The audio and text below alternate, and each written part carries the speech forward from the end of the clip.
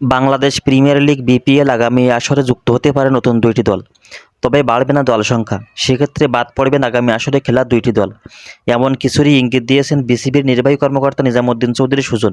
বিপিএলের আগামী আসরের প্লেয়ার ড্রাফটের তারিখ ঘোষণা করেছেন বিসিবির এই কর্মকর্তা। সেখানে তিনি জানান, গত আসরে যারা অংশ নিয়েছিল তাদের সাথে যোগাযোগ করেছে বিসিবি, কিন্তু দুই একটা দল এখনও সাড়া দেয়নি। ফলে বিপিএলে নতুন দল সংযুক্তি আর বিয়োজনের শঙ্কা তৈরি হয়েছে এখানেই। জানা গেছে, সাড়া না দেওয়া দল দুটি কুমিল্লা ভিক্টোরিয়ান্স আর বর্তমান চ্যাম্পিয়ন ফরচুন বরিশাল।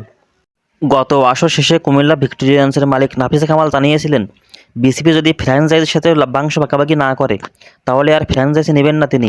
যদিও বরিশালের বিষয়ে তেমন কিছু বলা যাচ্ছে না।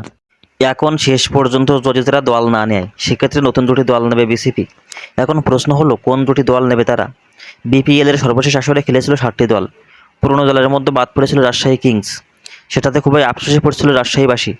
তাই এবার রাজশাহী ফিরলেই হবে রাজশাহী ক্রিকেট প্রেমীর জন্য সোনায় সোহাগা, কারণ এবার বিপিএল রাজশাহী মাঠেও আয়োজন হবে।